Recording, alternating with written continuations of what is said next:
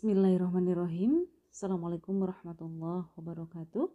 Puji dan syukur kita panjatkan kehadirat Allah Subhanahu wa taala. Alhamdulillah kita semua senantiasa berada dalam keadaan sehat walafiat.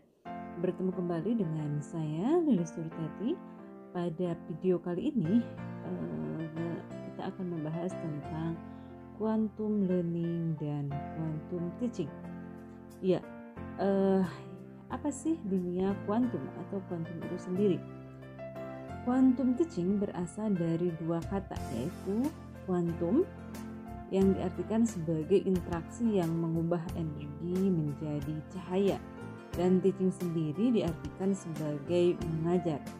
Dengan demikian, quantum teaching merupakan desain pembelajaran yang sifatnya bermacam-macam, dan di sana terjadi berbagai interaksi yang ada di dalam dan di sekitar momen proses pembelajaran. Interaksi-interaksi ini mencakup berbagai unsur dalam proses belajar yang tentunya bagaimana bahwa proses pembelajaran itu bisa berjalan secara efektif dan efisien, sehingga juga akan berpengaruh terhadap kesuksesan siswa. Nah, dengan kata lain, quantum teaching merupakan bagaimana pengubahan belajar yang tentunya meriah, yang fun, yang happy, tentunya dengan segala nuansanya, sehingga dikatakan juga sebagai learning is fun. Quantum teaching sendiri kalau kita artikan merupakan suatu kiat, begitu juga petunjuk, strategi, dan seluruh proses belajar yang tentunya dapat mempertajam pemahaman, begitu juga daya ingat, serta membuat belajar sebagai suatu proses yang tentunya menyenangkan dan bermanfaat. Quantum teaching ini sendiri berakar dari atau berasal dari suatu eksperimen George Lazanov, di mana eksperimennya dikatakan sebagai sugestologi atau sugestopedia, di mana melalui berbagai sugesti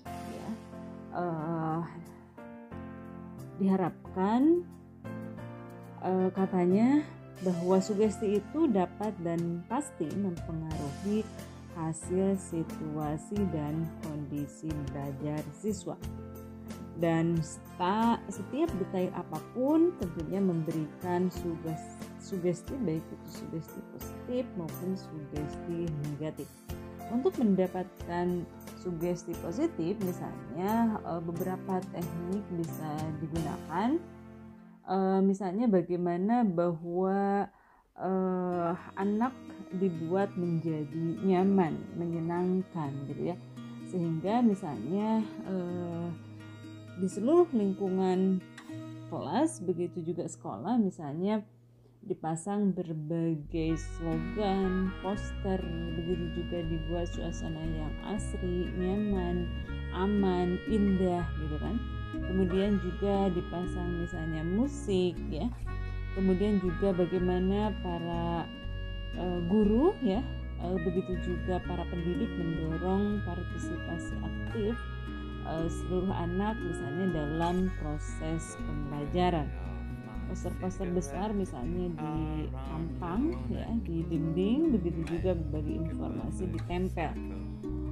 Dan guru di sini juga diharapkan guru-guru yang tampil dan tentunya mempunyai sugesti yang positif pada setiap proses pembelajaran itu sendiri.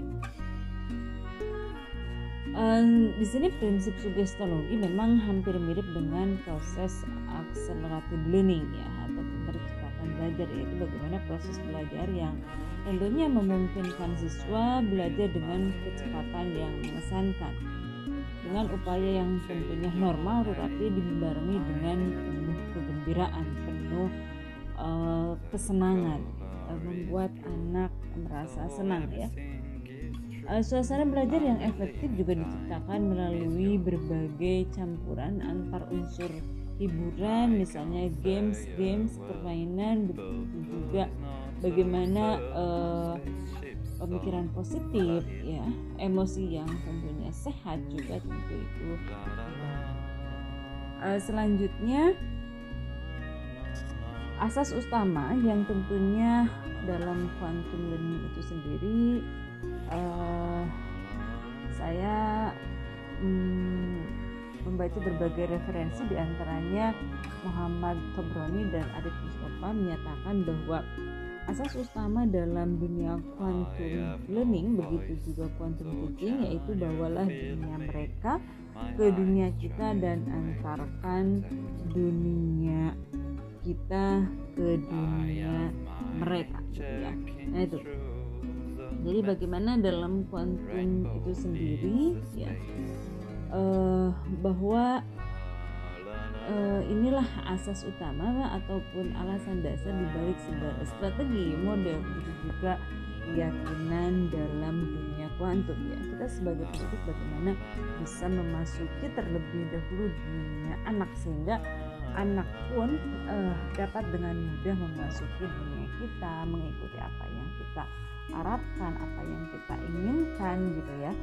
Dan itu saya kira hal yang tidak mudah, ya, tetapi tentunya bisa untuk dilakukan, ya. Dalam kuantum itu juga ada beberapa prinsip, ya, diantaranya menurut Bobby De Porter, paling tidak quantum teaching memiliki 5 prinsip atau kebenaran tetap, ya.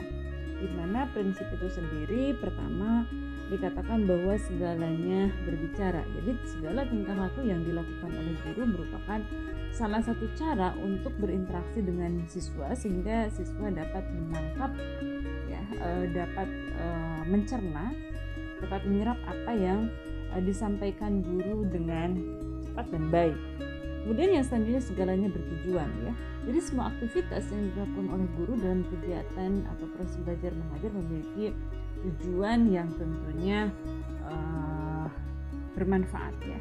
Kemudian pengalaman sebelum pemberian nama. Nah, guru dalam memberikan materi pelajaran disesuaikan dengan pengalaman yang tentunya pernah dialami oleh siswa, sehingga diharapkan siswa akan dengan mudah, ya, memahami materi yang diajarkan oleh guru. Dan yang keempat, akui setiap usaha. Jadi guru di sini dapat mengakui setiap usaha siswa dalam menangkap materi yang diberikan dengan memberikan pengakuan atas segala kecakapan, begitu juga kemampuan atau bahkan kepercayaan diri mereka, ya. Jadi apapun usaha anak, ya, walaupun mungkin belum maksimal, walaupun mungkin belum sesuai dengan yang diharapkan, tapi kita tentu harus berapresiasi, ya, apapun itu usahanya. Kemudian jika layak dipelajari, maka layak pula dirayakan, ya.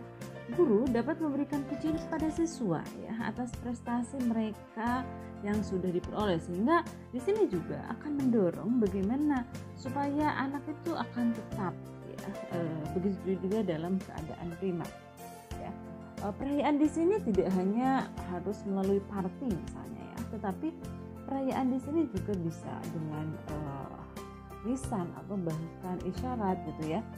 Misalnya, oh kamu bagus, ya, terima kasih kamu sudah berusaha dengan baik, misalnya, ya.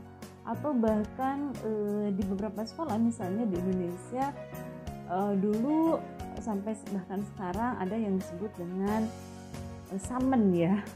Biasanya itu mulai dari tingkat Rodotul Atfal ataupun PAUD atau TKA, TPA, gitu ya, baik yang formal maupun non formal. Misalnya ada summon, ada satap, HPJS, apalah istilahnya, gitu ya. Nah itu tidak hanya misalkan atau bahkan pergi ke satu tempat, ya. Dan itu tentu akan menjadi dorongan atau bahkan motivasi buat anak supaya bisa berusaha lebih baik lagi, ya. Nah, selanjutnya bagaimana sih kerangka rancangan dalam proses pembelajaran quantum teaching, ya? Ada istilahnya menurut Bobby De Porter itu dikenal dengan sebutan tandur. Apa itu tandur? Pertama, tumbuhkan, ya, T-nya tumbuhkan. Alami, namai, demonstrasikan, ulangi dan rayakan. Pertama, tumbuhkan, ya. Jadi guru di sini harus mampu menumbuhkan berbagai minat belajar kepada siswa, dan dalam hal ini guru harus mampu menumbuhkan minat belajar kepada siswa agar siswa mampu, ya, meningkat dari waktu ke waktu proses pembelajarannya, motivasinya, semangatnya, gitu ya. usahanya, kerja kerasnya gitu ya, dan lain-lain. Kemudian alami ya. Dalam penyampaian materi pembelajaran, guru harus memberikan contoh yang tentunya dapat dimengerti dan dipahami oleh siswa. Kemudian yang ketiga, namai, N-nya namai.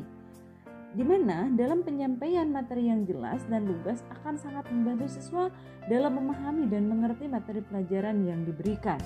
Nah, untuk mewujudkan hal tersebut, maka guru harus menyampaikan materi dengan menggunakan kata-kata atau kalimat yang benar dan mudah dimengerti oleh siswa, sehingga siswa akan dengan mudah untuk menerima materi pelajaran ya. Kemudian D-nya apa? Demonstrasikan ya. Jadi dalam menyampaikan materi, guru dapat menggunakan media atau alat peraga ya, dengan maksud supaya siswa dapat dengan mudah memahami dan mengerti materi pelajaran yang diberikan. Jadi tidak hanya ceramah saja, tetapi ada media, ada sumber belajar, ada juga termasuk alat evaluasi yang digunakan oleh anak ya, sehingga anak pun langsung ya praktek merasakan ya seperti apa ya. Kemudian ulangi ya. Jadi guru dapat memberikan ringkasan atau rangkuman materi pelajaran kepada siswa supaya siswa dapat dengan mudah mengingat materi pelajaran yang diberikan oleh guru. Kemudian yang selanjutnya rayakan ya. Maksudnya guru dapat memberikan penghargaan atau pujian kepada siswa atas segala usaha, begitu juga kerja keras mereka dalam menyelesaikan tugas yang telah diberikan, sehingga siswa merasa diakui setiap usahanya ya. Nah itu kerangka rancangan belajar yang tadi sudah saya sampaikan, hanya tandur, tentunya di sini bertujuan untuk memberikan cara atau jalan kepada pendidik, begitu juga guru dalam menyampaikan materi pelajaran, dan cara untuk menciptakan suasana belajar yang tentunya kondusif dan menyenangkan bagi siswa.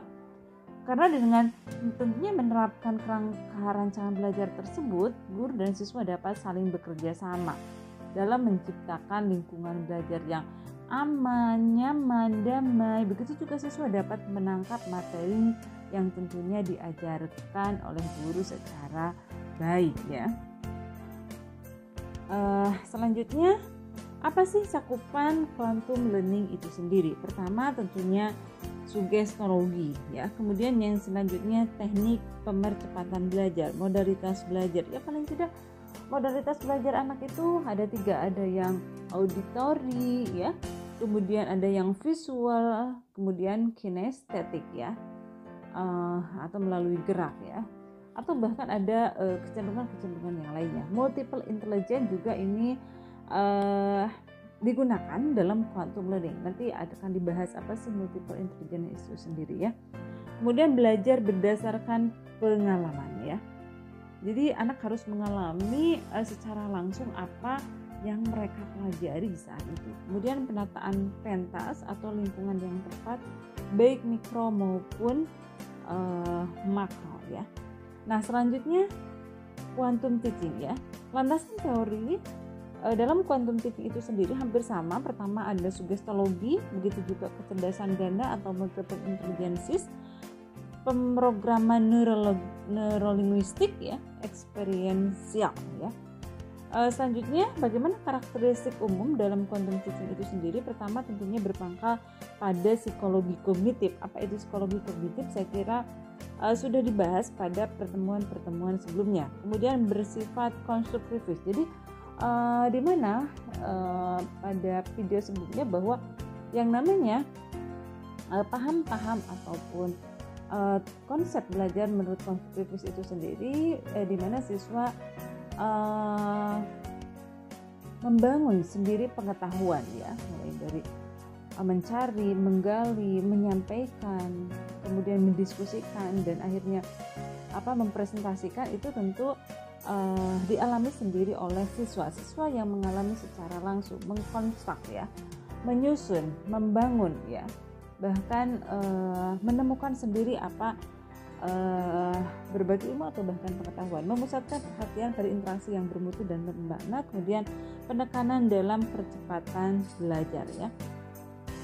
Model dalam pembelajaran kuantum ya, ini diharapkan menggantikan learning with effort menjadi learning with fun ya.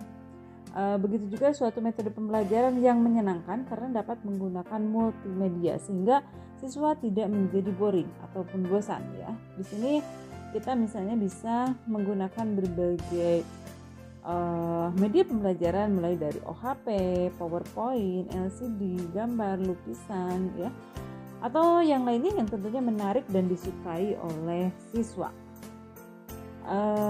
Hampir sama dalam kuantum ya, baik itu quantum learning ataupun quantum teaching, ada yang disebut tadi istilahnya kerangkanya tandur ya. Beberapa skill seorang guru quantum teacher atau ya seorang guru kuantum itu paling tidak pertama kepribadiannya bersegi banyak ya, multi talent. Kemudian kemampuan menampilkan banyak peran ya.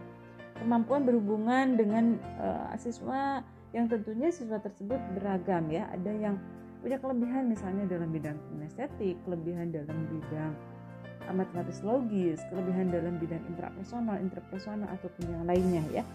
Memiliki tekad menjadi fleksibel, mau atau mampu bertindak ya tentunya berlebihan di sini ya tentunya positif ya. Adanya keinginan yang kuat untuk bekerja sama dengan siswa ya.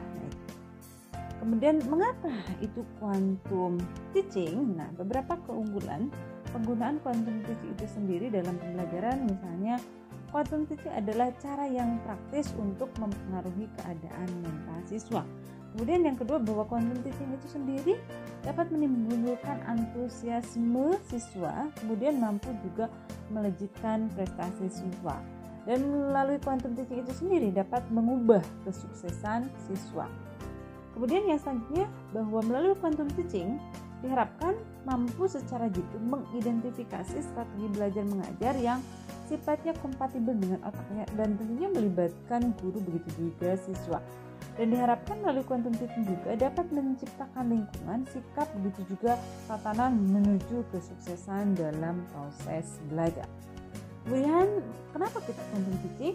Quantum teaching merupakan pengubahan belajar yang meriah dengan segala nuansanya, juga menyertakan segala kaitan interaksi dan perbedaan yang memaksimalkan momen belajar. Quantum teaching juga berfokus pada hubungan dinamis dalam lingkungan kelas, interaksi yang mendirikan landasan dan kerangka untuk belajar.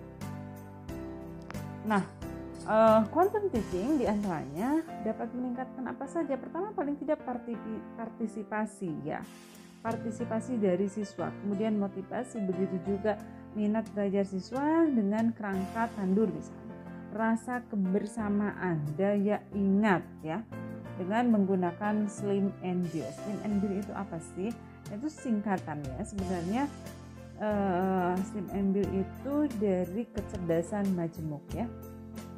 Nah, mungkin selanjutnya teman-teman mahasiswa bisa mempraktekkan ya bagaimana pembelajaran dari kuantum ini sendiri ya. Silahkan di sini ada beberapa tugas yang tentunya harus dilakukan oleh teman-teman mahasiswa ya.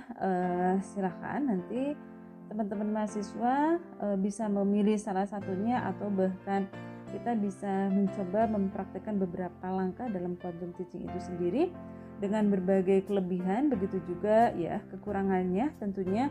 Dan diharapkan juga teman-teman mahasiswa lebih jauhnya bisa menerapkan berbagai teknik atau model pembelajaran dalam quantum teaching ya. Oke, saya kira untuk video kali ini cukup sekian. Untuk selanjutnya insya Allah kita banyak berdiskusi ya. Terima kasih. Wassalamualaikum warahmatullahi wabarakatuh.